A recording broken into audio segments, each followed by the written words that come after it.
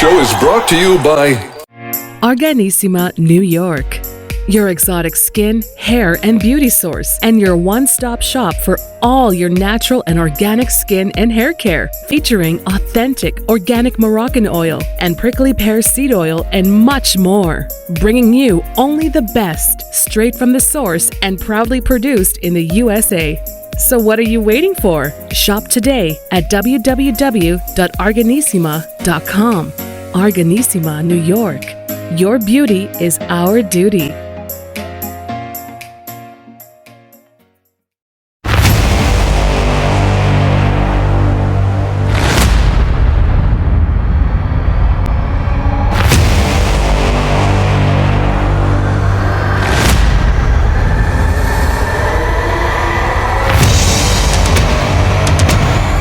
Folks, welcome back to the iHealth channel, iHealth Radio, with your host, Hurricane H, and a new day, new show, a new topic, but not a new guest.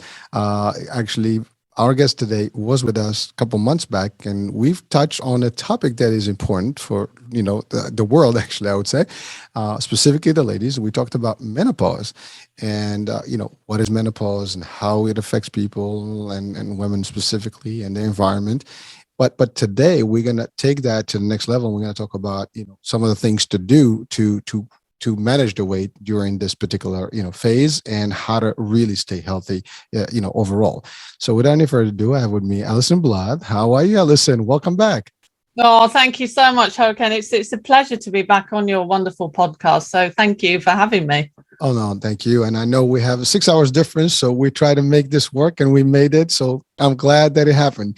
And really, just as I was introducing, I mean, we had a great show. We talked about menopause, and maybe you and I, we were laughing earlier about the fact that, people like, well, you're talking to a host as a guy about menopause. And, we had, a little blessed about that, because I always believe that, men are part of women's life, and women are part of men's life, and we need to be part of it. There's nothing to be ashamed of. There's nothing not to talk about. I think, we need to be as clear about it and be able to understand how the dynamics work, because we interact with women, just as much as women interact with men day to day, right?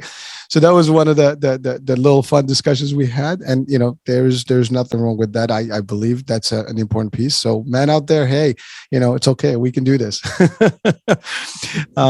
So Alison, welcome back again, and I know last time we talked about menopause and the different dynamics of menopause. If you don't mind, just briefly, we can just break that down. What is menopause in general, perimenopause, and all that, and then we'll lean into the idea of some of the conditions that come with menopause and how we can do that specifically related to weight. Yeah, sure, Hurricane. Like I say, thank you. It's lovely to be back again, talking to your listeners. So menopause. Menopause it's basically broken down into 3 stages, and it always surprises me with a lot of my clients, a lot of women, we still don't really totally understand what this is. We think we do, and when we come into perimenopause, which starts roughly around the age of 45, a lot of women don't. They just put it down to maybe their stressful lives, or they're tired, or they've got a lot going on. These symptoms just creep in there without you really thinking that you could be in perimenopause. So perimenopause is the first stage, and that, like I say, happens roughly around the age of 45, but it can happen earlier, it can happen later. And this is really where your hormones start to fluctuate. You're still ovulating, you can still become pregnant, but your hormones can be all over the place. It's a bit like a roller coaster. And that is really what can trigger off some of the symptoms, like the classic hot flashes, the weight gain, the irritability, mood swings, sleep problems. All those things tend to creep in during perimenopause. And perimenopause can last, it's very individual, but till the age, on average, 51. And that's when you actually go into what we call menopause. And menopause is when you haven't had a menstruation for a year. So when you haven't menstruated for a year, you are then actually in menopause. And that means that you're no longer going to ovulate, you're no longer fertile. And then all the time after menopause, you're actually in what we call postmenopause. And postmenopause is the phase that you will be in for the rest of your life. So your body does still produce a small amount of estrogen, but you're not ovulating anymore and you can't become pregnant. So they're really the three stages, but it is very individual on when these stages start for women.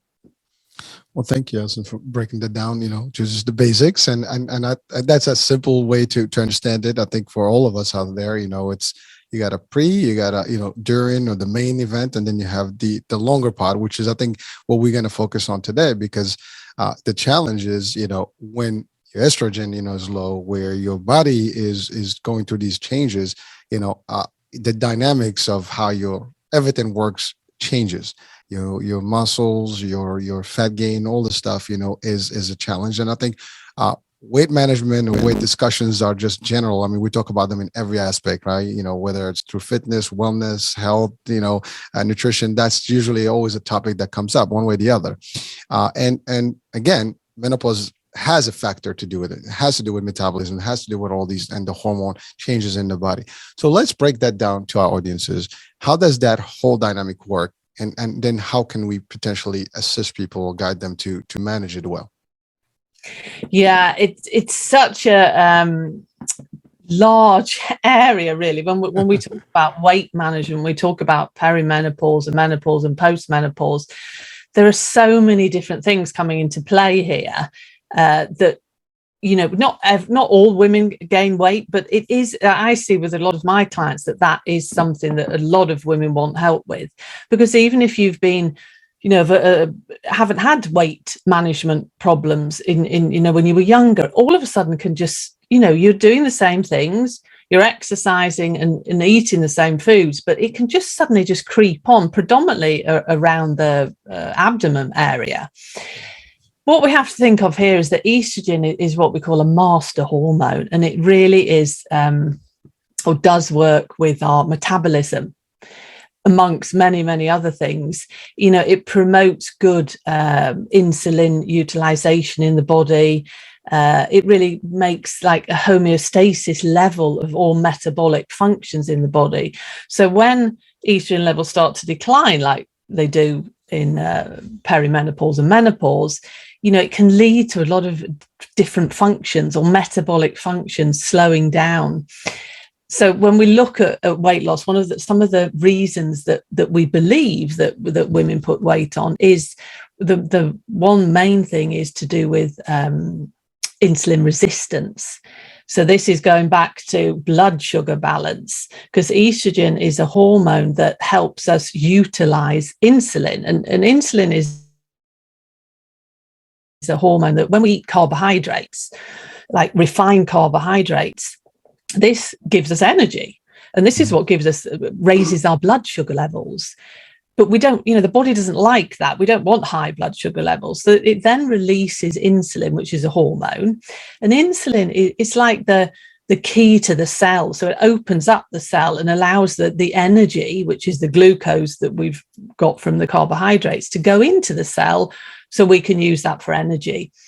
But what can happen with estrogen, or the lack of estrogen, is that we become less sensitive to insulin. So this means, that the cell doesn't open up like it should, the key's not working like it should, and your blood sugar levels remain higher. And, if this is left, then we can move on to something called insulin resistance. And then that in turn may lead to diabetes too. The reason I'm explaining this is because insulin is what we call a fat storing hormone. And if you've got high insulin levels, because you maybe eat a lot of refined processed foods, you will find it very difficult to lose weight because it stores fat. Your body doesn't burn fat when you've got high insulin levels. So that's a really key factor for everyone in general, but it comes into play even more when we're in perimenopause and menopause.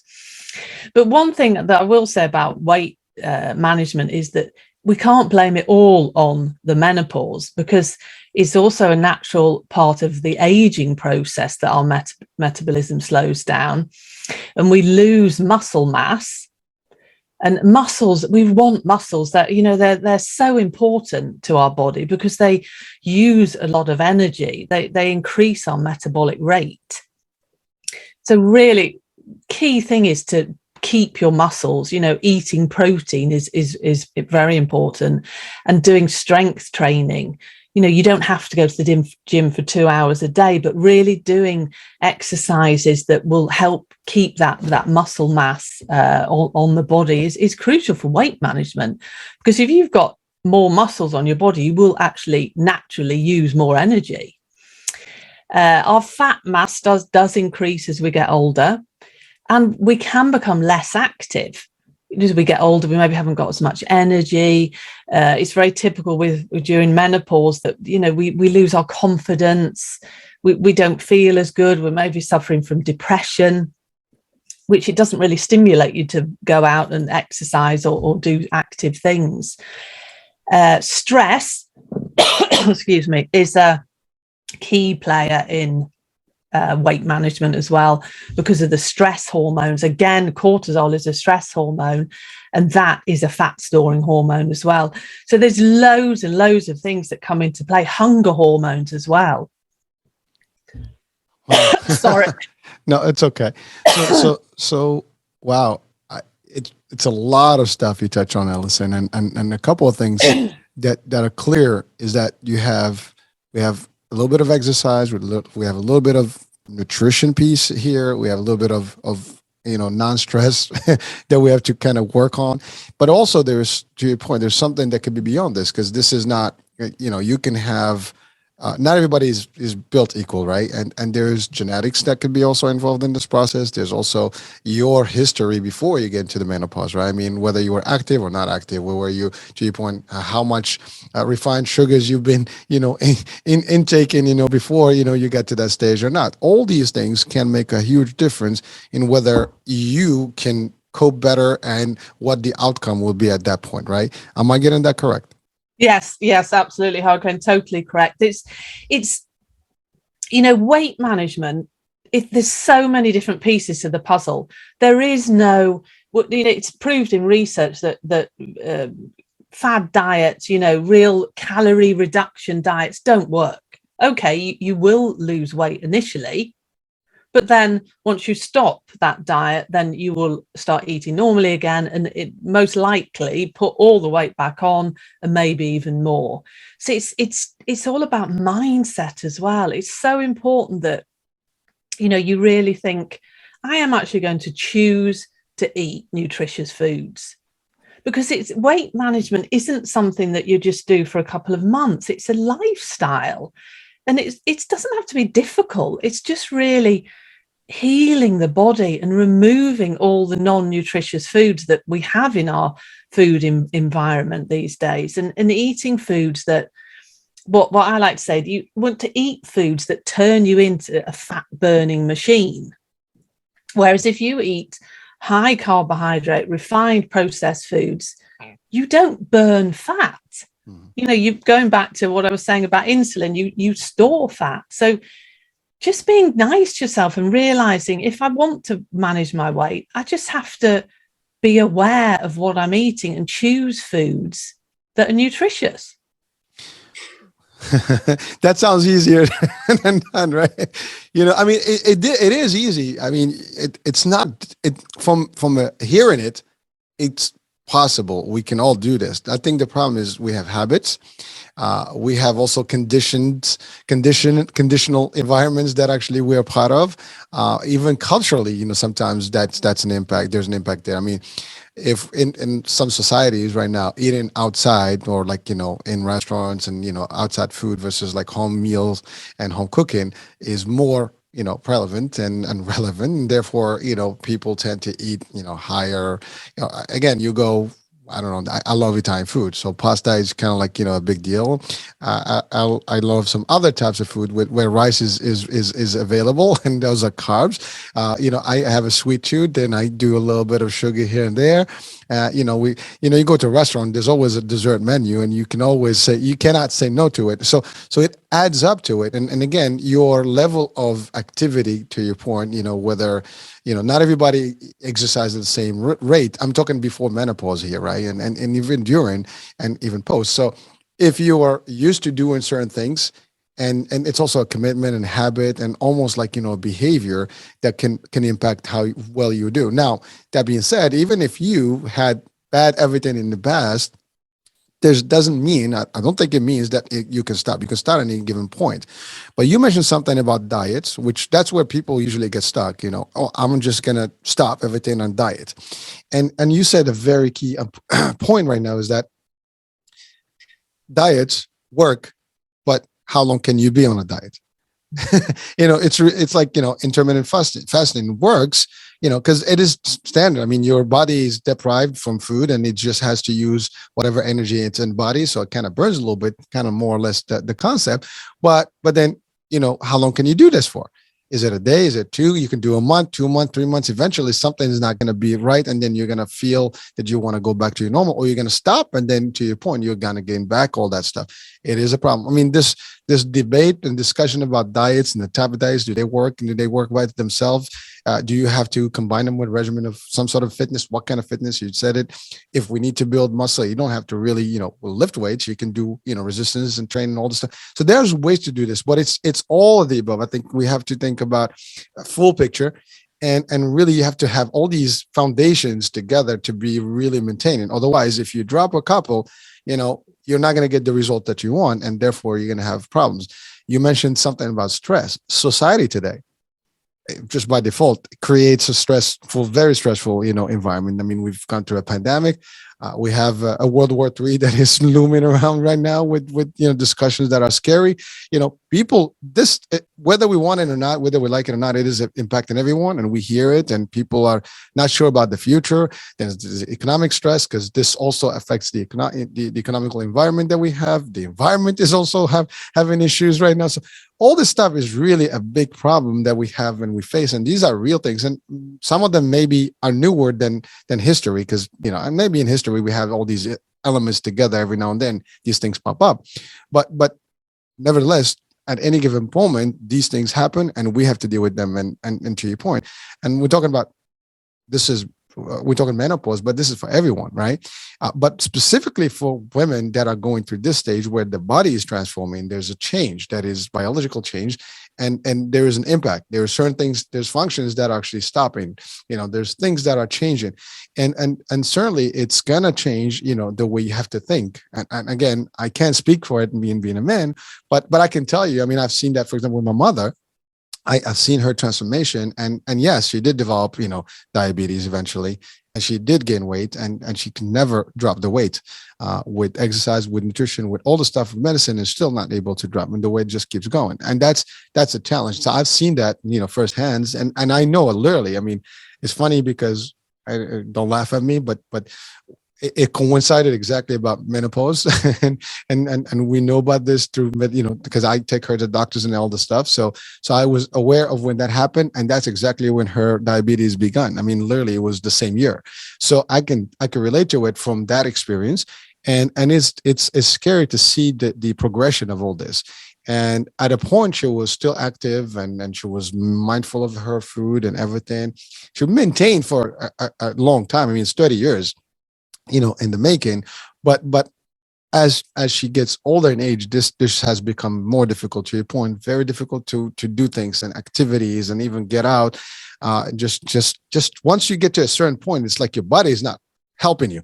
The weight is also put on. It's very difficult, and that's not something we want. And I think from this platform, what our objective, Alison, today is to help ladies, not get to that point, to actually live vitality, happy, and enjoy those years and enjoy them to the fullest. So let's talk about that now. Now we identify all the different problems that impact that. Now, what is based on your expertise, what are some of the measures that we can do and ladies can do to mitigate some of this and kind of work towards a better future from that point on? Now I mumbled a lot. Sorry. No. I mean, it's a great question. There are many things that you can do, I think, like I said before, I think the first thing that you have to do is just say to yourself that I want to live a healthy, happy life when I'm in this next phase of my life for the next 30 years plus, and you have to look after yourself a little bit more. And what you want to think nutritionally wise is, like I've said before, really try to cut out all the sugary, processed, refined foods.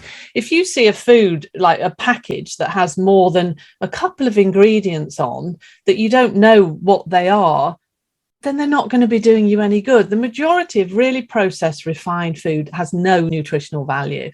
And I totally appreciate, and you said as well, Hurricane, that we live in an environment where there's just food everywhere, and it is processed food and sugary foods, and it is delicious. I mean, that combination of sugar and fat and salt, that these big food companies aren't stupid. They make these foods so delicious, so they become addictive. So you really have to be quite strong in the beginning to think, no, I'm not going to choose that. I'm going to buy a whole food instead. And when I say a whole food, it doesn't have to sound scary. It's just basically, if you eat meat, it's a chicken. That is a whole food. When you look at a chicken, you know that that's a chicken. It's not got a list of ingredients on the back. When you look at vegetables, when you look at broccoli or cabbage or whatever you're eating, it's just one ingredient. You don't have to make it difficult. Just buying foods that you know what they are. If you don't know the ingredients on the back of a packet, don't buy it. And I also appreciate that we all have to have a life, and none of us are perfect. It's okay occasionally to treat yourself to something delicious, a sugary snack or whatever. It's all about moderation, and it's all about a varied diet. But key to controlling blood sugar levels and insulin is getting rid of all the very rich carbohydrate, refined carbohydrate foods that just shoot our insulin levels up. And that is, if you get rid of those sort of foods, then that will be extremely beneficial for weight management. But another thing that you have to think of is portion control, because as we get older, we can't eat as much as we did when we were 20. As I said earlier, that your metabolism slows down.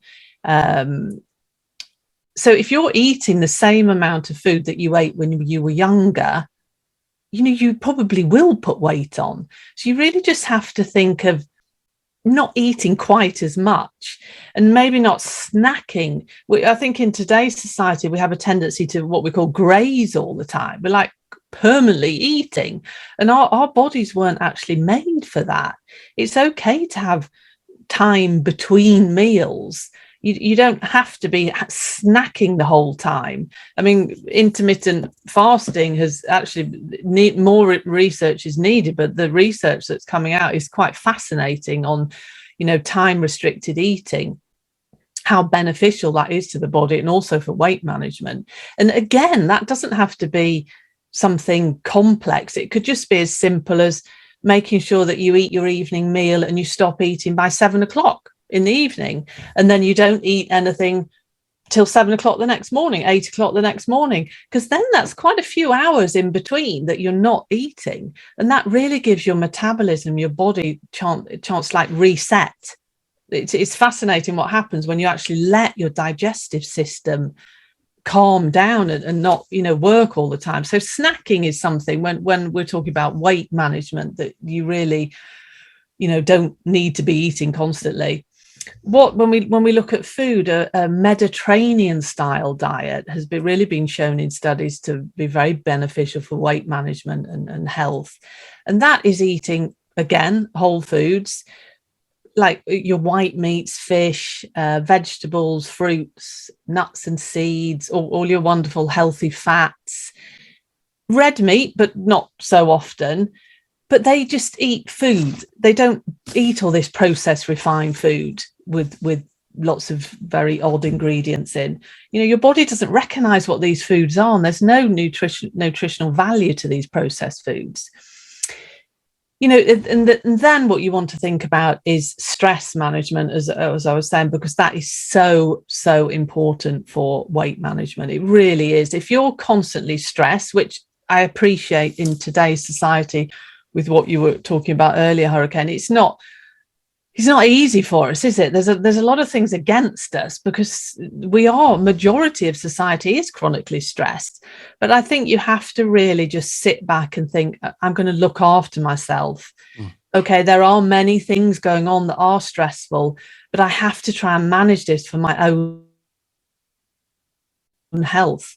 Something like deep breathing, if you feel that you're getting stressed or overwhelmed, just sit down and do a couple of minutes deep breathing. So effective. Your body actually can't become stressed when you're breathing deeply because it sends signals to your brain that everything's okay. Drinking water, crucial for weight management. If you feel that you're hungry, it can also be a sign that you're dehydrated. So drinking water can actually curb that hunger. So it's so many different things that we need to put in place. But I think you really have to just be kind to yourself and think, I am going to look after myself. I'm not going to eat these foods that are non-nutritious and just will cause inflammation in the body and make me gain weight. I'm going to choose foods that are nutritious and will feed my body. So it's not about restriction, that you can still eat delicious, nourishing foods. It's just about choosing the right sort of foods. Wow. Thank you so much for breaking it down. And it's amazing. I'm listening to you and you mentioned some key terms. Well, one, you talked about the idea of whole food and some people, and you mentioned chicken, but you're going to get into that discussion where, chicken these days are full of hormones and they're farm raised. They're not actually free range, whatever. They're not naturally, so you're going to have that discussion. And again, I mean, that's a whole different topic, but to your point, it's still better than what's multiple ingredients you cannot pronounce. so that's one piece of it. And you mentioned something also about portions, and you're lucky you're in Europe. I mean, I think when you go out even to a restaurant, the portions are still decent. Come to the States and the portions are humongous. I mean, they're gigantic, plates. I mean, you cannot finish those plates. Most of us take, food to go after you finish a meal because, it's just too much. And it's amazing. It's part of it. I mean, you pay for it. It's all good. But the fact, to your point, when you have food in front of you, you tend to eat it. It's like if you have a full plate, you're just going to keep because you want to finish that plate, right? And we all grew up with them until they finish your plate, right? And so, at least most of us probably did.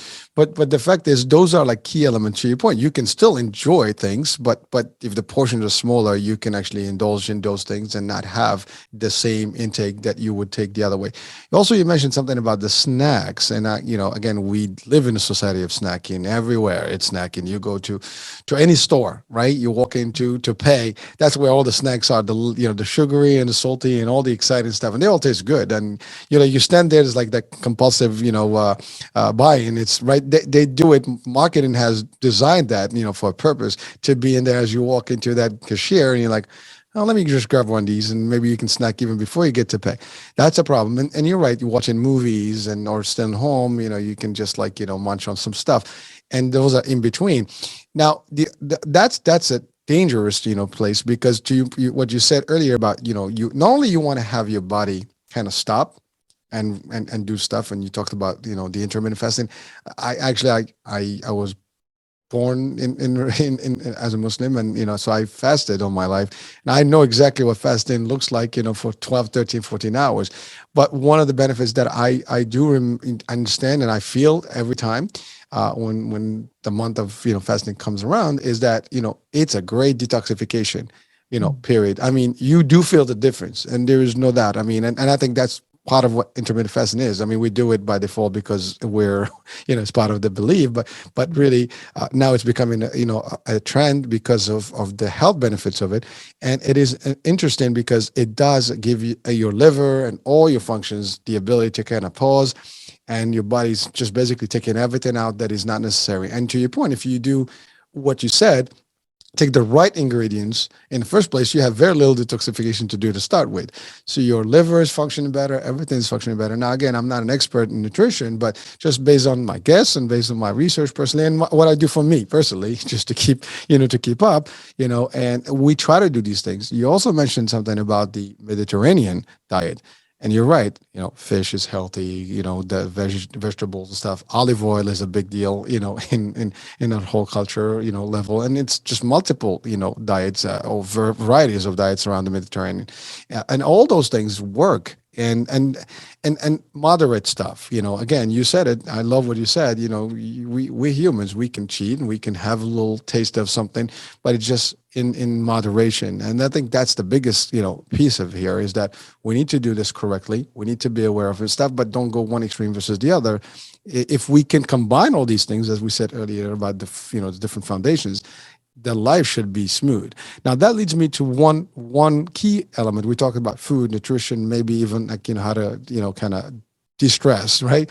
By the way, I love that what you said about stress. It's funny because I have a show on Fridays once a month with Dr. Heim, and his psychiatrist, renowned psychiatrist. And one of the things we did the last show was we talked about stress. That was a question, and he did an exercise about actually meditation and breathing.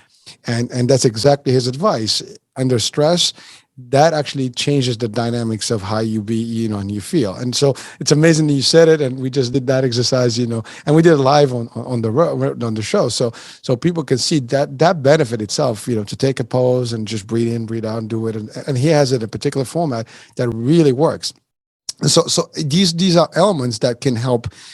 First of all, women, as we talk about menopause, but anybody, literally, if you really want to stay healthy, these are all good things. There's nothing that we mentioned here that's bad for you, and actually probably even better, because your pocket probably be also better, because I don't think you'll spend more money buying a lot of stuff that you don't need. So there's financial gain there as well. But then, so now that leads me to the ultimate, piece of this whole concept, right? The exercise part. Is there any particular exercise that you recommend, or at least that you think, or a combination of exercises or forms of fitness, modules that you can share with us, with the audiences, especially women that are going through menopause or are in the post menopausal stage?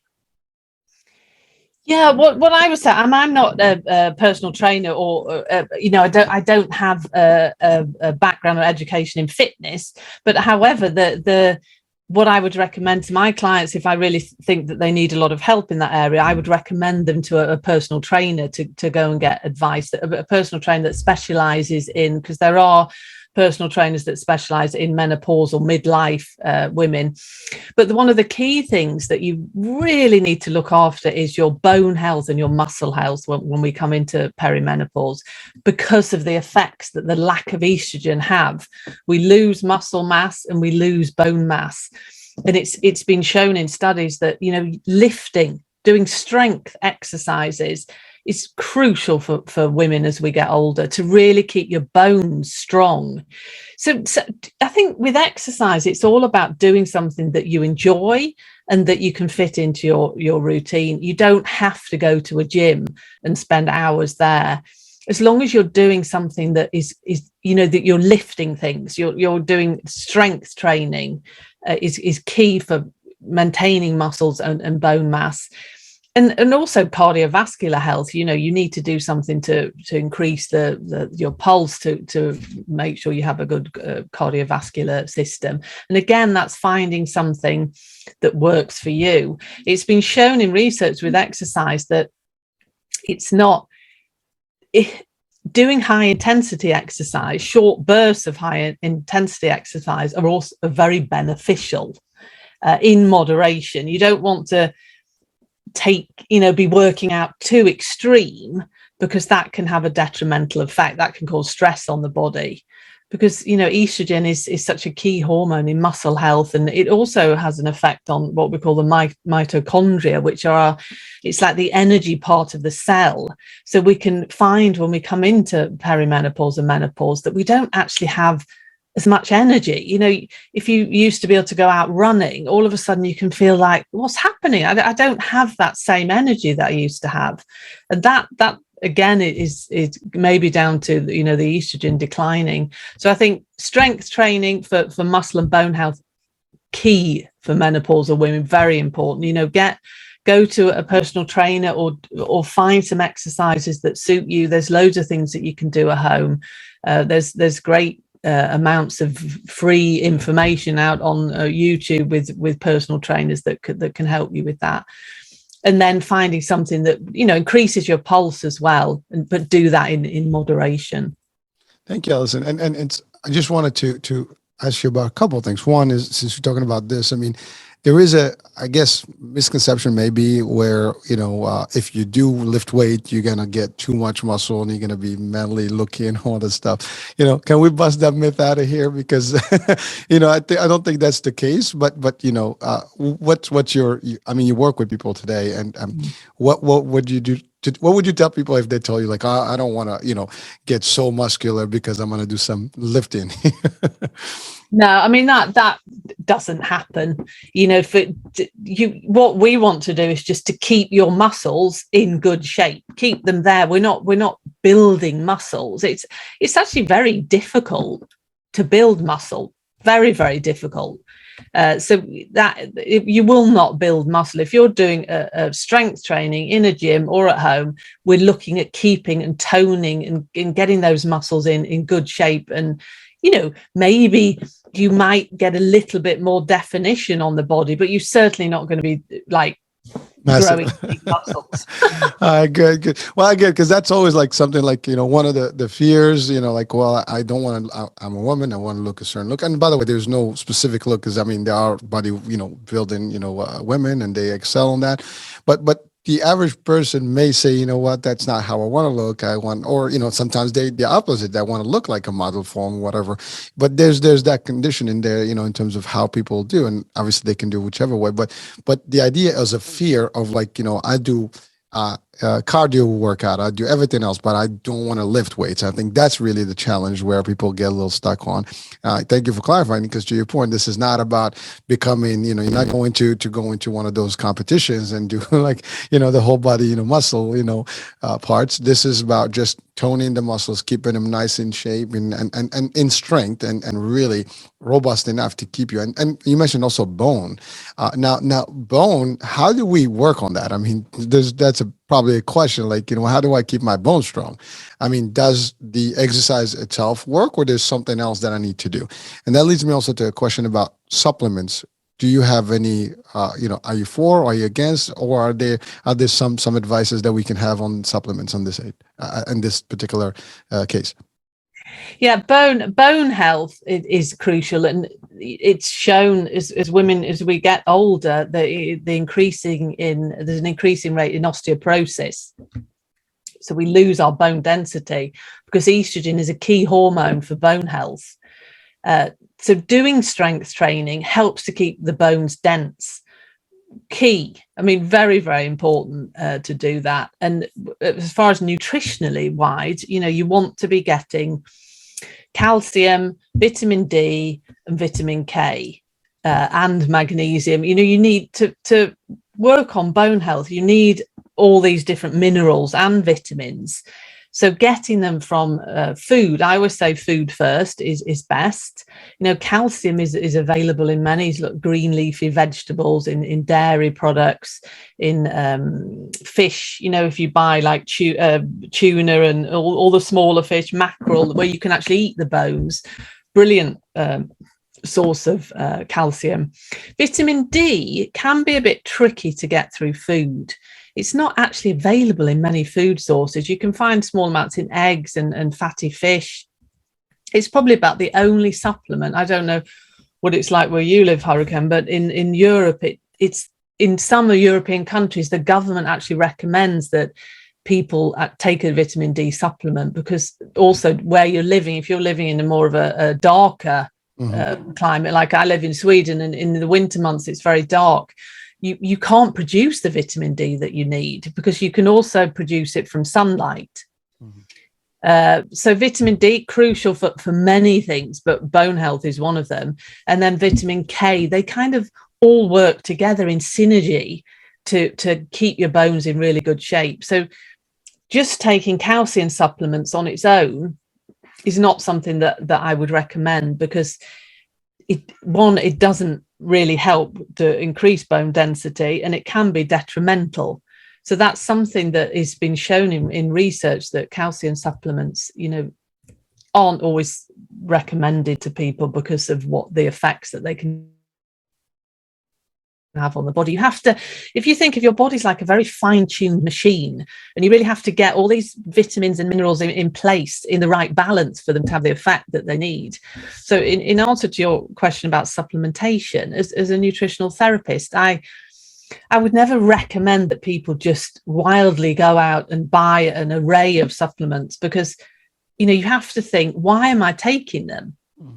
What you don't know, if you're just taking supplements because you read or you saw on the television that this is good for this, but I mean, you don't know that you're deficient. So what I do with my clients is that we would always get all that testing done if I felt that maybe that was needed. And then if you see that you're deficient in any of these supplements, then of course that's okay. But supplementation can put unnecessary stress on your body depending on what supplements you're taking. So it's an area that I would be very careful about, and obviously the quality of supplementation that people take. There's a huge range in the quality of supplements. Some of the supplements you can buy, that if they say that they contain this amount of this ingredients, and when they're actually looked at, they don't really contain any of it. So it's a huge market, supplementation. There's a lot of money involved in it. So you really have to be careful what you buy, and buy, if you're going to take supplementation for whatever reason, and buy a very good quality one. Thank you for sharing. I mean, that's a lot of powerful stuff that you just shared there, because again, the reason I'm asking is that just to clarify for people, because sometimes people do get confused about this, and you're right, people will take stuff just because it's there and they just keep taking it, but they may not be deficient. Maybe they overdose on those things and can have some adverse reactions. And I love what you said about, recommending to go to a doctor first before anything else, to ensure that, you have some testing to see what areas you need to work on. I mean, in physicals, for example, typically they look at vitamin D and B12, and those are, good ones that usually are being looked at. I mean, obviously, if you want to do a more thorough count of all your vitamins and stuff, there's definitely more stuff that can be done. But I appreciate the way you do it. I mean, it's not like, this is not a blanket, everybody's, going to be the same. Everybody is separate and individual, and you have to deal with them uniquely and make sure that it's really tailored to their needs. Thank you so much for that. So we've talked about nutrition, we've talked about the little bit of exercise, and we talked about the health. And you mentioned, by the way, I'm sorry, you mentioned something about the vitamin D specifically, and you're right. I mean, obviously, if you're in an area where there's more sun, you have more access. If not, definitely you want to compensate. And I think here in the States, even though we have a lot of sun, I think even here there's a known fact that there is a deficiency in vitamin D across. So I don't think this is just in Europe. I think probably in some areas more than others, but certainly this is something that is standard across all different areas around the world, and at least the northern hemisphere, I think, is all the same. So well, thank you. So now we talked about all this. Is there anything in our lifestyle that could also change the outcomes here and help women during the menopause and the postmenopause stage? Yeah, lifestyle stress we've spoken about, that's key. Sleep, you can really find as you go into perimenopause and menopause that your sleep can be affected, because if you suffer from hot flashes, you can have what we call night sweats, where you wake up in the night and you're sweating, and this can really interrupt your sleep patterns. And sleep is so, as we know, how beneficial sleep is for us. It's so beneficial for health.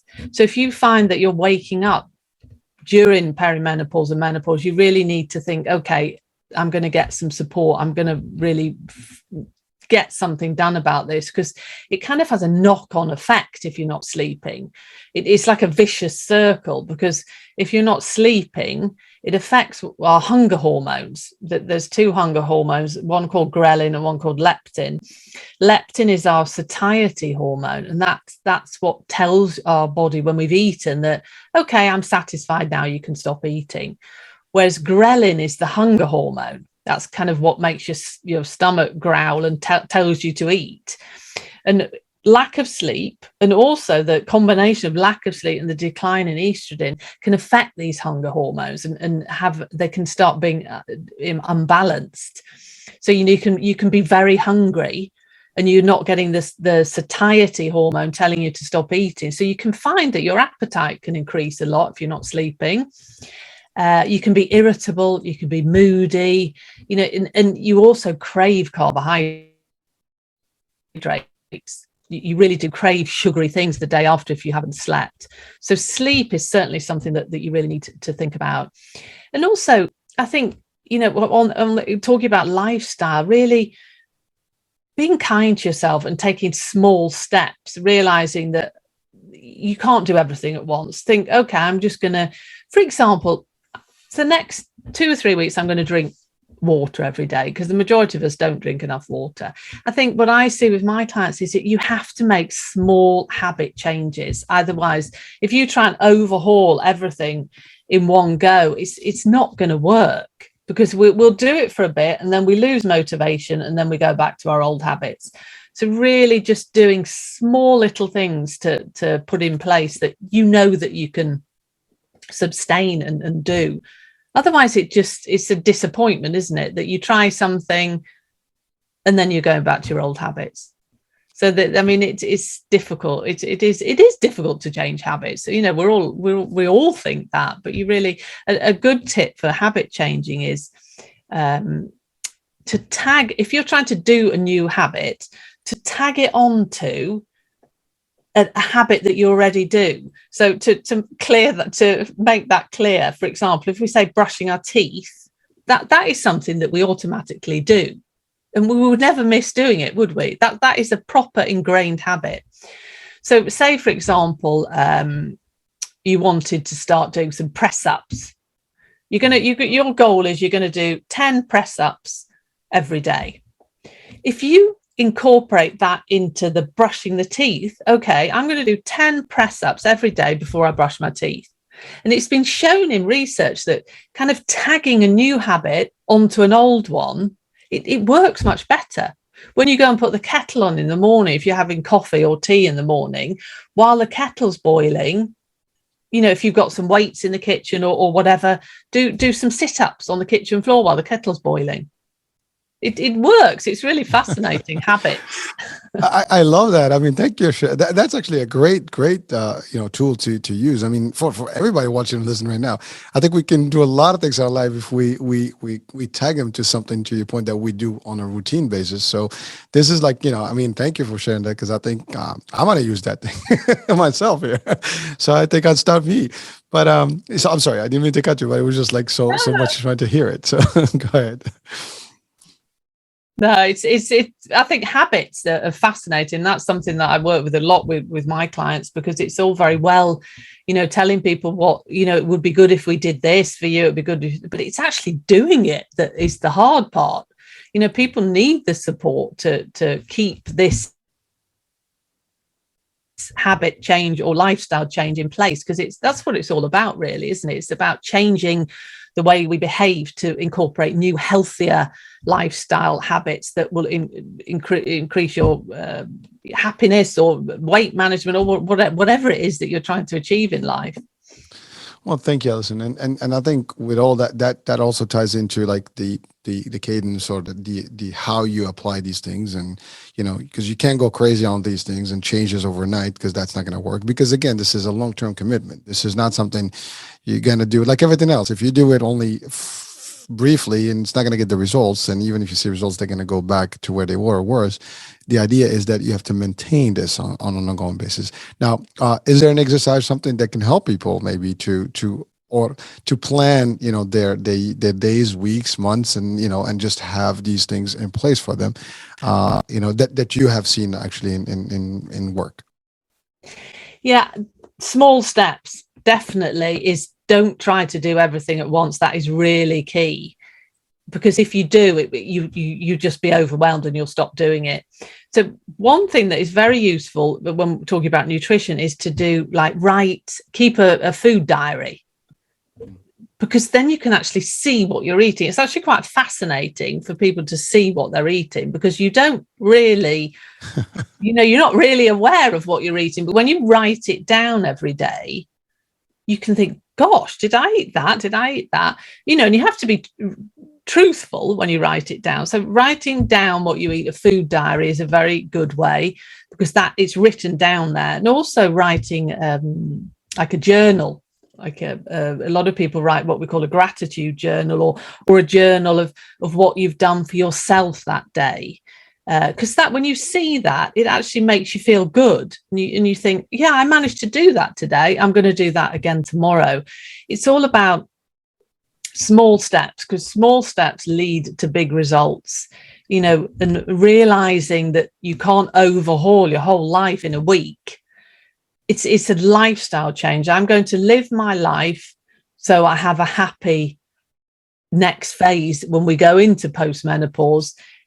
And that's my choice, and that's what I'm going to do. I think you obviously have to be you have to decide you're going to do this and be motivated to do it.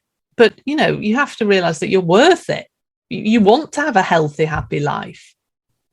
Well, you do. I mean, technically, if you're not healthy, life doesn't matter really. You want to live that vibrant and enjoy every single moment, and be able to do things. I mean, some people, they have kids and they can't manage the kids eventually because they can't possibly, their energy level is low and things like that. So that changes. They can't even do. I mean, maybe at work it's affecting them. Maybe a relationship is affecting them. There's many things that can be, impacted with how the decision is made, and who is going to be impacted by that decision. So thank you for really emphasizing on that commitment part, and being able to really understand this is for you, and if you're good, everybody around you is good. That's true. And I guess the outcome of that will be like everybody is enjoying being with you and life gets better. But I think you focused on a key element of mindset, because this is also, it's all about how you see yourself, where you want to see yourself, and how you can make those shifts that are necessary to get you, and I love what you said about writing it down, because you're right. If we don't see it, out of mind, out of sight, out of sight, out of mind, this is exactly the same. But if you see it every day now, oh my God, this is like, I'm doing, and you can see graph, like you can even graphically, see like your improvements. I'm here, I'm doing more and more. So, and then eventually it gets to a point where you are in a routine mode, and that's really where you want to be. So Alison, I know we're almost coming up to the end of the show here. You do work across the globe, I guess, so how can we have people reach out to you if they need to get advice and work with you? Yes, the best way really to reach out to me is via my website, which is alisonbladh.com. On the website, I have a resources page with lots of free downloads. We were talking about the Mediterranean diet, for example, and I've got a meal plan and recipes, and really giving you some ideas of how to get going with everything that I've spoken about. So, if your listeners want to download anything there, then feel free. If anyone wants to contact me, if anyone has any questions, then my email address is on my website. I'm more than happy to answer any questions. And I also offer free what I call discovery calls, where I can talk to you and really, discuss your health goals and give you advice on how we can move forward with that. And I'm on all social media platforms. If you look for Alison Bladh, you'll find me. All right. Well, listen, again, the website link will be on the description show, so people can reach out to you directly. And certainly, listen, I mean, you are providing a service, and you're helping people one day at a time, one person at a time. And, there's a need for that. And I think sometimes we don't know where to who do we reach out to, and hopefully our platform here and your having access to you will help, some folks around. And again, I'm assuming again through Zoom, right? So this is easy to do with anybody, and so technology makes it a lot easier these days. So it's always appreciated. So any last advice, for today's show? I would say to women that embrace this next phase of your life. Don't. I always try to get my clients and when I talk to women to not be negative about perimenopause, menopause and postmenopause, because it is a total natural process. Every single woman in the world will go through this, but you don't have to suffer. Suffering is not a natural process. So ask for help, ask for support, get the information that you need so you can really improve your health, and embrace this next period of 30 plus years and enjoy yourself. Go out there and have fun. That is the greatest advice that we can have. I mean, I thank you, for sharing that, and really have fun. Life is worth it. You're worth it. So, Alison, as always, it's a true pleasure, and I'm always learning new stuff, and it's an engaging, discussion. And I think we've covered a lot of ground with people. So, ladies out there, now we have the expert. You have some of the expertise, at least the headlines and the topics that you need to look into it. Please reach out to Alison and see how she can help you, be better and go through this phase and really just prevail and succeed through it and be happy and healthy. That being said, folks, thank you so much for being with us today. I'm Hurricane Age. We'll be talking soon. New day, new show, new topic, new guest. Bye.